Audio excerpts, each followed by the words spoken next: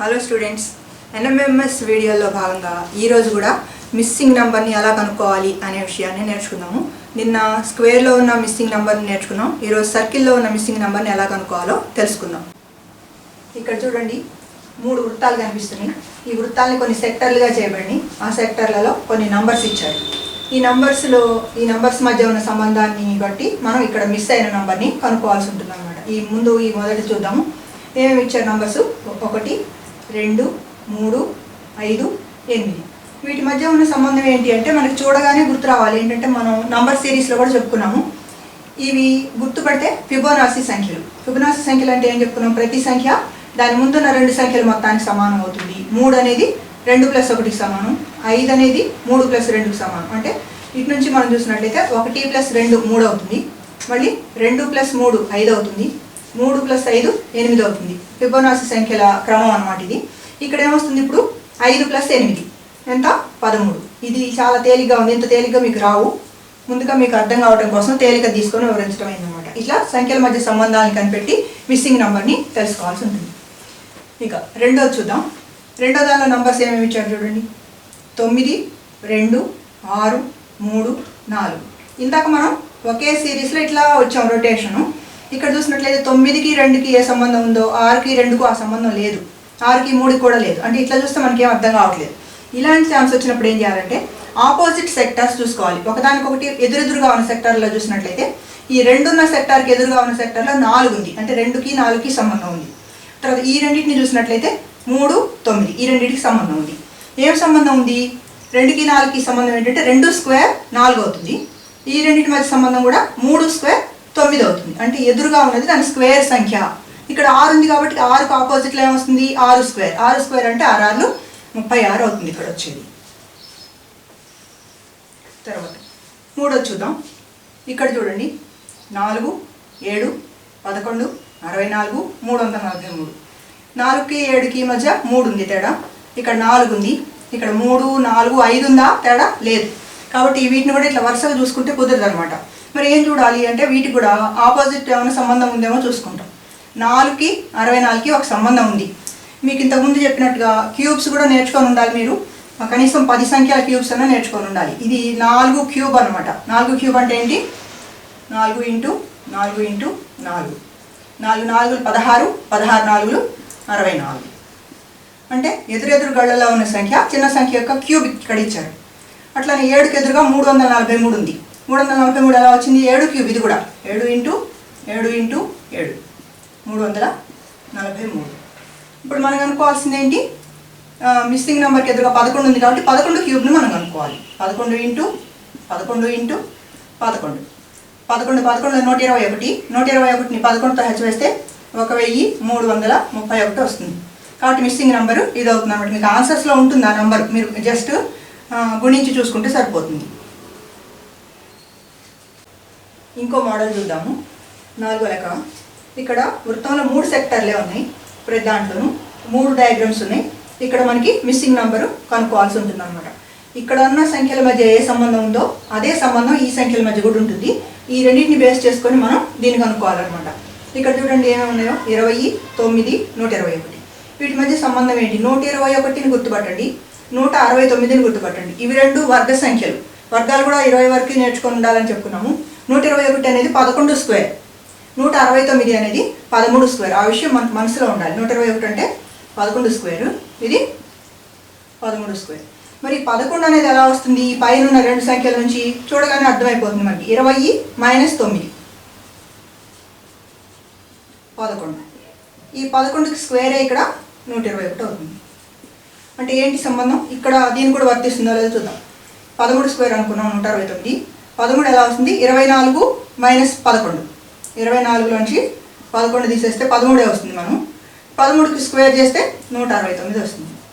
అంటే ఒకే సంబంధం ఉంది కాబట్టి ఇక్కడ కూడా అదే వర్తిస్తుంది అనమాట. ఇచ్చిన ఈ 2 సంఖ్యల భేదం తీసుకొని ఆ భేదానికి వర్గం చేసి ఇక్కడ వేసుకోవాల్సి ఉంటుంది. ఏమి ఇచ్చారు మనకి? 32 - 17 ఎంత? 15 వస్తుంది. 15 స్క్వేర్ విలువ ఎంత? 15 15 225. కాబట్టి మిస్సింగ్ నంబర్ 225. ప్రతి లెక్కలోనూ మోడల్ వేరేగా ఉంటుంది. వీటన్నిటిని దృష్టిలో పెట్టుకొని మీరు పరీక్షలు రాసేటప్పుడు ఏది వర్తిస్తుంది అనేది ఆలోచన పెరగడానికి ఇవి జాగ్రత్తగా గమనించండి. ఇంకో లెక్క చూద్దాము. ఇక్కడ 4 సర్కిల్స్ ఇచ్చారు. 4వ దాంట్లో మిస్సింగ్ నెంబర్ ఉంది. ఇక్కడ మొదటి దాంట్లో సంఖ్యలు ఏమేమి ఇచ్చారు చూడండి. 4, 5, 18. ఈ వీటి మధ్య సంబంధం ఏంటి చూడండి. 4, 5, 9 అవుతుంది కూడితే. 9, 2, 18 అవుతుంది. ఇక్కడ 8, 12, 60. 8, 12 కూడితే 20 అవుతుంది. 23, 60 అవుతుంది. తర్వాత ఇక్కడ 3, 9, 12 అవుతుంది. 12, 4, 48 అవుతుంది. అంటే పై రెండు సంఖ్యల్ని కూడి కొన్నిసార్లు గుణించడం వల్ల కిందది వచ్చిందనమాట. అది విడివిడిగా వేసి చూద్దాం మనం. ఇక్కడ 4 + 5 9. ఈ 18 రావాలంటే ఇంటూ 2 18 వచ్చింది. అట్లాగే ఈ రెండో దాంట్లో ఏముంది. 8 + 12 20 ఈక్వల్ టు 20 ఏం చేస్తారు ఇక్కడ 60 అయిందంటే 23 60. తర్వాత ఇక్కడ 3 + 9 12. 48 రావాలంటే 12 × 4 12 4 48. ఈ సంబంధం గమనించినట్లయితే మనం ఈ పై ఉన్న రెండు సంఖ్యల్ని కూడి ఇక్కడ 2 సార్లు గుణించారు. ఇక్కడ 3 సార్లు, ఇక్కడ 4 సార్లు. అంటే ఈసారి మనం 5 సార్లు గుణించాల్సి ఉంటుంది అన్నమాట. దీన్ని కలిపి 5 సార్లు గుణిస్తే 60 రావాలి. ఇక్కడ మొదటి సంఖ్య 4 ప్లస్ ఇక్కడ ఎంత ఉందో మనకు తెలియదు ఈక్వల్ టు 5 సార్లు గుణించాలనుకుంటున్నాం. ఇంటూ 5. 5తో గుణిస్తే ఎంత వచ్చింది 30 వచ్చింది. దేన్ని 5తో గుణిస్తే 30 వస్తుందని మనం ఆలోచిస్తే 5 6 30. అంటే ఇక్కడ 4 ప్లస్ ఎంత ఉండాలి 6 రావాలంటే మనకి 2 ఉండాలి. ఇంత ఆలోచించాల్సి ఉంటుంది అనమాట. ప్లస్ 4 + 2 అంటే ఇక్కడ 2 వేస్తేనే మనకి సరిపోతుంది. 4 + 2 6 అవుతుంది. ఇది ఇందాక ఇక్కడ 4 సార్లు గుణించాము. ఇది 3 సార్లు గుణించాం కాబట్టి ఇది 5 సార్లు గుణిస్తాం. 4 + 2 6 6 5 30. కాబట్టి ఇక్కడ మిస్సింగ్ నెంబరు 2 అవుతుంది అనమాట. ఇంకొక మోడల్ చూద్దాం. ఇక్కడ 3 సర్కిల్స్ ఇచ్చారు. అదేం లేదు, ఖాళీ సర్కిలే. ఈ 3 సర్కిల్స్లో సర్కిల్స్ బయట 4 సంఖ్యలు ఉన్నాయి. సర్కిల్ లోపల ఒక సంఖ్య ఉంది. ఈ రెండిట్లోనూ ఇక్కడ 3 సర్కిల్లో ఈ సర్కిల్ లోపల సంఖ్యను మనం కనుక్కోవాల్సి ఉంటుంది అనమాట. ఈ చుట్టూ ఉన్న సంఖ్యలకి ఈ లోపల ఉన్న సంఖ్యకి ఒక సంబంధం ఉంది. ఆ సంబంధం ఏంటో కనుక్కోగలిగితే దాన్ని బట్టి మనం ఈ మధ్యలో సంఖ్యను కనుక్కోవచ్చు అనమాట. ఇక్కడ బయట ఇచ్చిన అంకెలను చూడండి. 3, 2, 2, 4. వీటి నుంచి 33 రావాలి మనకి. కూడి చూసినట్లయితే 4, 3, 7, 7, 2, 9, 9, 2, 11 వచ్చింది. ఇది 11 3 ఉంది అనుకుందాం సపోజ్. అదే సంబంధం దీనికి కూడా ఉందో లేదో చూద్దాం ఒకసారి. 4, 3, 7, 7, 2, 9, 9, 5, 14. 14 3 54 కాదు. 54కి 14కి గుణకార సంబంధం ఏమీ లేదు కాబట్టి మనం అనుకున్నది కరెక్ట్ కాదు ఇక్కడ.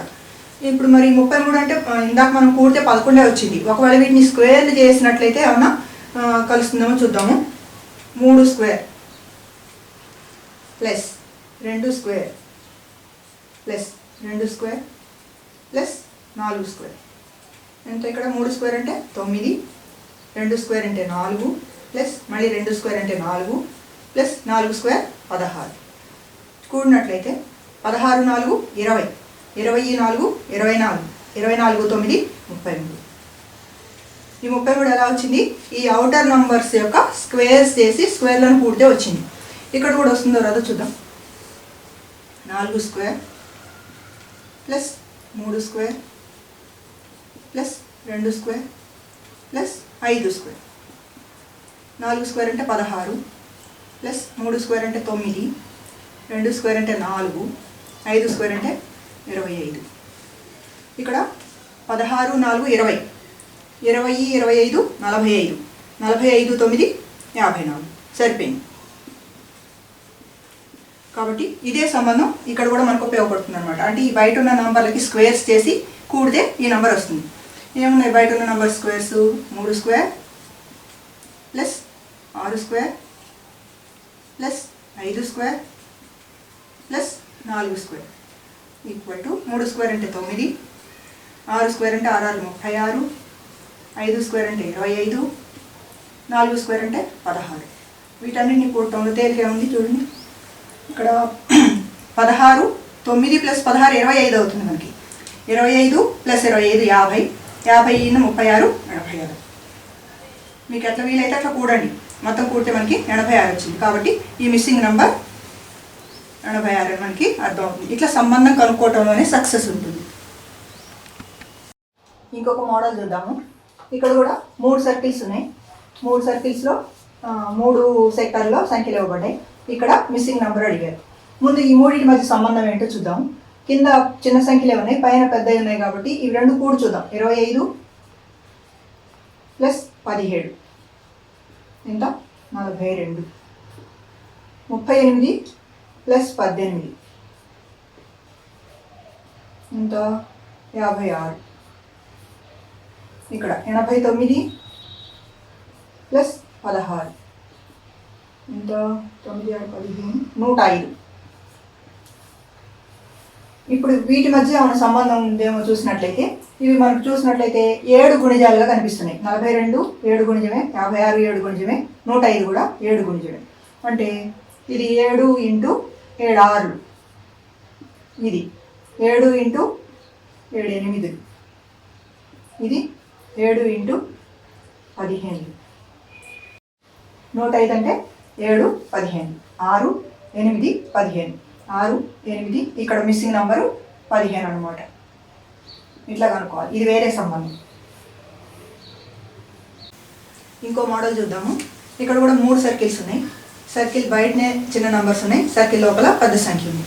ఈ లోపల సంఖ్యను మనం కనుక్కోవాలంటే ఇందాక చెప్పుకున్నట్టుగానే ఈ బయట సంఖ్యలకి లోపల సంఖ్యకి ఏ సంబంధం ఉంది అనేది ముందు గుర్తించాలి.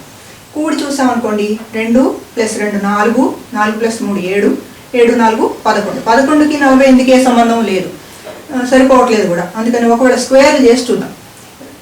స్క్వేర్ చేసిన 2 స్క్వేర్ అంటే 4, ఇక్కడ ఒక 4 8, 3 స్క్వేర్ అంటే 9, 8 9 17, 17 16 33 అవుతుంది. అట్లా కూడా కుదరట్లేదు. కాకపోతే వేరే సంబంధం చూద్దాం. గుణకార సంబంధం ఏమైనా ఉందేమో చూద్దాం. 2 2 4, ఈ 2 హెచ్ వేసాం. అట్లే 4 3 12, ఈ 2 సంఖ్యలను హెచ్ వేస్తే 4 వచ్చింది, ఈ 2 సంఖ్యలను హెచ్ వేస్తే 12 వచ్చింది. ఇప్పుడు ఈ రెండింటిని హెచ్ వేసాం అనుకోండి, 12 4 48 వస్తుంది మనకి.